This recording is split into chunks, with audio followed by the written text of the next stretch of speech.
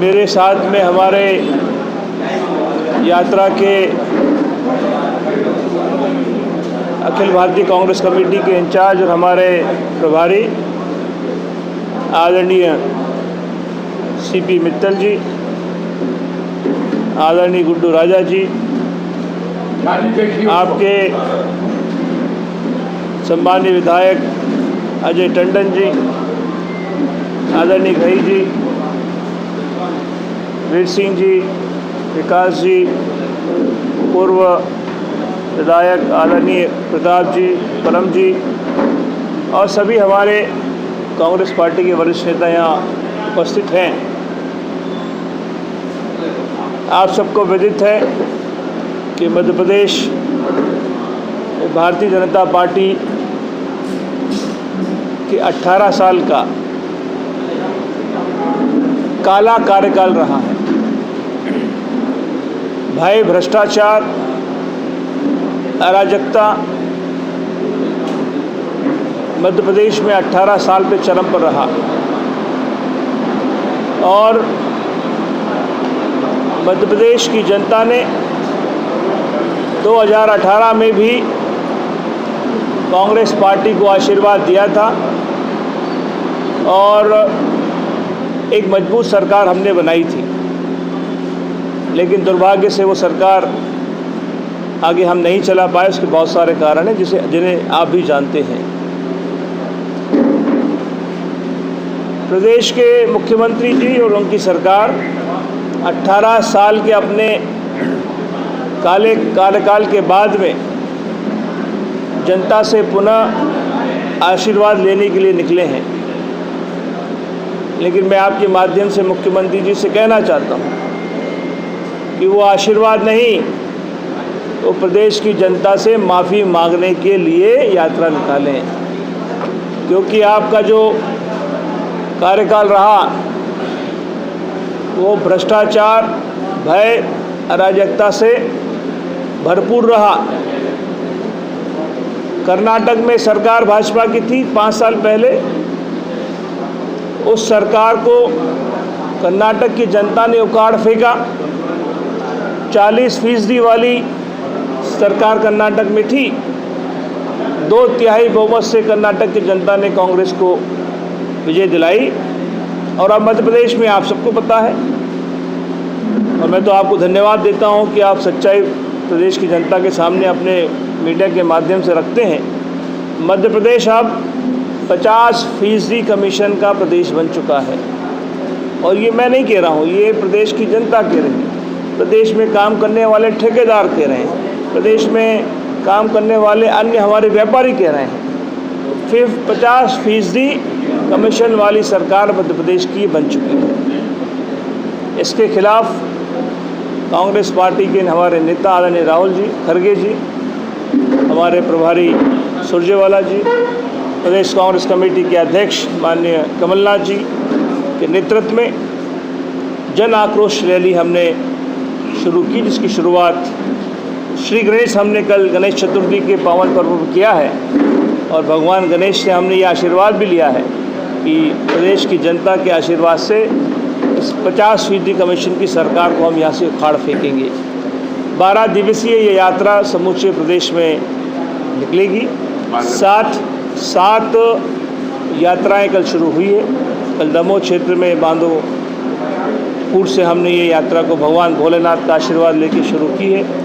आज पथरिया की ओर जाएंगे और निरंतर बुंदेलखंड में 13 दिन तक ये हमारी यात्रा चलेगी और इसका मकसद सिर्फ इतना है कि जिस तरह से इस प्रदेश के साथ धोखा किया गया, जिस तरह से प्रदेश की हमारी बहन बेटियों के साथ धोखा किया गया, प्रदेश का नौजवान आज बेरोजगार मध्य प्रदेश में घूम रहा है, किसान की माली स्थिति की बहुत ख़राब है आज की तारीख में है। बिजली का बिल हमने प्रदेश की जनता से कहा है, हमने 18 में भी वादा नहीं, हमने वचन दिया था। 2023 के चुनाव के पूर्व भी हम प्रदेश की जनता को वचन देते हैं कि जो हम कहेंगे सो हम करके दिखाएंगे। हमने 18 में प्रदेश में, मध्य प्रदेश के इतिहास में सबसे बड़ी कर्ज माफ़ी कांग्रेस पार्टी ने की और 24 लाख किसानों का 14,000 करोड़ की कर्ज माफ़ी पहले किस्त में माननीय कमलनाथ जी के नेतृत्व में हमारी सरकार ने की थी। 2023 के चुनाव के पूर्व हमने कहा है हम हमारी बहनों को 1500 रुपया प्रति माह स्टाइपेंड देंगे, सस्ती दरों पर बिजली उपलब्ध कराएंगे। हमारे पुराने कर्मचारी साथी पेंशन की डिमांड कर रहे हैं, बहुत लंबे समय से हो रही है, उसको वापस शुरू करेंगे। सस्ती दरों पर 500 रुपये में गैस का सिलेंडर उपलब्ध कराएंगे। बेरोजगार नौजवानों को नौकरी कैसे उपलब्ध कराए उसके लिए साधन उपलब्ध कराएंगे। इस तरह से प्रदेश की जनता का चहुमुखी विकास हो, हर वर्ग को फ़ायदा हो सरकार का, ये एजेंडा लेकर कांग्रेस पार्टी 23 के चुनाव में जा रही है। और मुझे पूर्ण विश्वास है कि प्रदेश की जनता का संपूर्ण आशीर्वाद मध्य प्रदेश की कांग्रेस को मिलेगा और हम 2/3 बहुमत से मध्य प्रदेश में सरकार बनाएंगे। 6 महीने पहले टिकट घोषित करने की बात कही गई थी, फिर 3 महीने की बात आई, लेकिन अब तक कोई टिकट घोषित नहीं। देखिए हमारा एक लंबा प्रोसेस होता है पार्टी का, जिसमें बहुत सारे सर्वेज होते हैं। प्रदेश कांग्रेस कमेटी का सर्वे होता है, अखिल भारतीय कांग्रेस कमेटी का सर्वेज होता है, हमारे माननीय प्रभारी महोदय लोग अपने एक अलग से सर्वे होता है। तो एक प्रोसेस है, जो प्रोसेस मैं समझता हूँ पूर्ण हो चुका है और शीघ्र ही इसकी घोषणाएं हम लोग, मुझे लगता है कि फर्स्ट वीक ऑफ अक्टूबर में शायद करेंगे। महिलाओं के हितों में बहुत सारी बातें आपने दमोह की 4 विधानसभा में किस विधानसभा से आप महिला प्रत्याशी उतारेंगे, ऐसी कोई योजना है या मध्य प्रदेश में कितना प्रतिशत है? देखिए अभी हमने तो जो हमारा जो पार्टी का कॉन्स्टिट्यूशन है उसके अनुसार तो 25% सोनिया जी ने, जो हमारा उदयपुर का सेशन हुआ था, अखिल भारतीय अधिवेशन हुआ, तो उसमें कहा है। और मध्य प्रदेश में भी जो काबिल हमारी बहनें हैं जो चुनाव लड़ सकती हैं, ज़रूर उनको हम देंगे। अगर दमोह में भी होंगी, दमोह जिले में भी होंगी, तो उस पर भी ज़रूर हम ध्यान करेंगे और कोशिश करेंगे देने का। बीजेपी का कहना है कि जो आक्रोश यात्रा है, कांग्रेस के नेता अपने बड़े नेता के विरोध में, अरुण यादव भी कमलनाथ जी से नहीं पटरी खा रहे, इसलिए ये सब पुरानी बातें होंगी। ये बहुत, आप मुझे लगता है आप तो उनसे जाके पूछिए कि उनकी क्या स्थिति है। वीडी के शिवराज जी से पड़ती है क्या? नरेंद्र तोमर जी की शिवराज से पड़ती है क्या? कौन ऐसा व्यक्ति है जो शिवराज जी के साथ में जा रहा हो? जितने दौरे माननीय मुख्यमंत्री करते, कौन सा नेताओं के साथ में जा रहा है? अब तो स्थिति भारतीय जनता पार्टी की ये है कि मध्य प्रदेश में नेताओं की कमी है, इसलिए उनकी यात्राओं में बाहर से बड़े बड़े नेताओं को लाया जा रहा है। भाजपा के लोग दावा कर रहे हैं कि 150 सीटें उनकी इस बार आएंगी। आपने 18 में भी देखा था, 18 में भी सरकार 200 कह रहे थे, हम सरकार बनाई हमने। और देखिए 23 में भी सरकार, इसलिए हम दावे के साथ कह रहे हैं कि पुराना इतिहास देख लीजिए आप, देखिए कि ये प्रदेश घोटालों का प्रदेश बन गया है। व्यापम 1, व्यापम 2, व्यापम 3 हो गया पटवारी भर्ती में। 12 लाख नौजवानों ने पटवारी परीक्षा दी। आपको पता है हमने इस मुद्दे को कितनी ताकत के साथ उठाया था। 7000 पदों के अगेंस्ट में 12 लाख नौजवानों ने परीक्षाएं दी, एक को नौकरी नहीं मिली। अब मैं कल आपके क्षेत्र में घूम रहा था, मैंने कई जगह पूछा कि भाई किसी नौजवान को यहाँ नौकरी मिली है क्या? भाजपा जन आशीर्वाद यात्रा निकाली, मैंने कहा ना, आशीर्वाद यात्रा नहीं, इनको माफ़ी यात्रा निकालनी चाहिए। अपने काले कारनामे, अपने भ्रष्टाचार के लिए प्रदेश की जनता से माफ़ी मांगनी चाहिए। उनका कहना है कि कांग्रेस के लोग आप लोग से इसलिए कांग्रेस। अब उनकी यात्रा को कितना आशीर्वाद मिल रहा है, नीमच में आपने देखा होगा। नीमच की जो यात्रा उनकी निकली, उसमें प्रदेश नीमच के क्षेत्र की जनता ने कितना उनको आशीर्वाद दिया और किस तरह का आशीर्वाद दिया, ये आपको मीडिया को पता है। आप भी कांग्रेस पार्टी से आक्रोशित हो गए? मैं क्यों आक्रोशित होऊंगा? मैं तो सिपाही हूँ कांग्रेस का और आपके सामने खड़ा हूँ। इमरजेंसी सत्र आया है, बुलाया गया है, क्या मकसद लगता है, क्या चुनाव टालने के लिए? देखिए कल सेशन शुरू हुआ है और जिस आरक्षण की बात माननीय प्रधानमंत्री जी कर रहे हैं, आपको पता होगा कि ये महिला आरक्षण का इशू हमने 10 साल पहले माननीय प्रधानमंत्री मनमोहन सिंह जी तब इसको शुरू किया था। और ये तो कांग्रेस का कह सकते हैं कि मूल हमारा एक एजेंडा था, जिसमें हमने कहा था कि हम देश की 33% बहनों को, महिलाओं को आरक्षण देंगे। तो ये मुद्दा तो हमारा है। आप जो भाजपा के 33% आरक्षण को समर्थन देंगे आप? तो हमने कब नहीं दिया, हमने तो कहा है समर्थन किया, तो इशू हमारा है। ये तो इसकी शुरुआत ही कांग्रेस पार्टी ने की थी। आप लोग प्रसन्न हैं अगर इस बात को मिलाया है जो?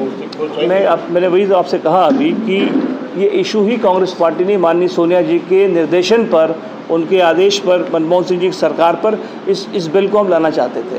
लेकिन जो भी आप मांग रखते हैं कांग्रेस में, चाहे वो 500 रुपये सिलेंडर की मांग हो और चाहे महिला आरक्षण के बिल की मांग हो, भारतीय जनता पार्टी पूरा कर देती है। 450 रुपये में हो गया। देखिए, प्रधानमंत्री जी के मुख्यमंत्री जी के पास अब प्रदेश की जनता के लिए कुछ है नहीं, तो कॉपी पेस्ट करने का काम कर रहे हैं। जो हम कहते हैं उसका कॉपी पेस्ट करते हैं। तो हम तो यही उनसे कहना चाहते हैं कि आपको 18 साल मध्य प्रदेश में मिला था, तब आपको किसने रोका था?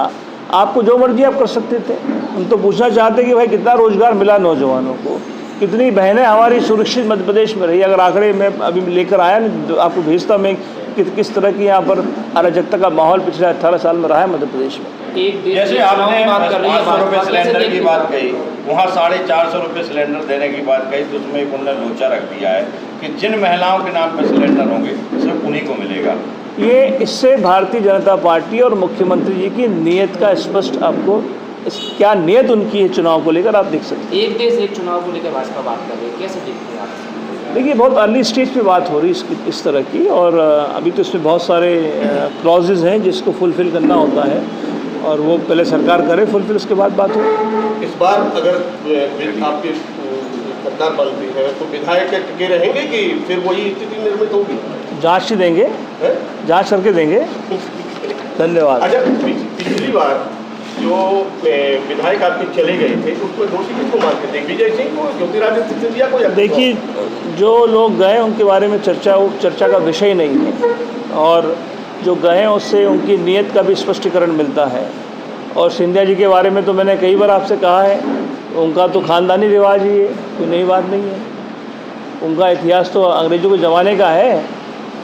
अरुण जी, इंडियन अलायंस ने मीडिया को बैन किया कुछ टाइम, उसको लेकर क्या कहेंगे? जो जैसा कहेगा उसको ऐसा मिलेगा। चलिए, दूसरी और बात। चलिए, हो गया, धन्यवाद। जिस प्रकार की आपकी यात्रा आरंभ हुई है, किस प्रकार का रिस्पॉन्स मिला आपको? बहुत अच्छा, बहुत सुंदर, थैंक यू। जी, आप भी क्षेत्र में हैं, किस प्रकार का रिस्पॉन्स मिला? रिस्पॉन्स आप देख रहे हैं, कल से आप हमारे साथ पत्रकार साथी लोग घूम रहे हैं, देखा होगा कितना जोश है और आक्रोश है इस सरकार के खिलाफ। और सरकार 80 दिन की बची है और उसके बाद सरकार जा रही है, कमलनाथ जी मुख्यमंत्री बनने जा रहे हैं।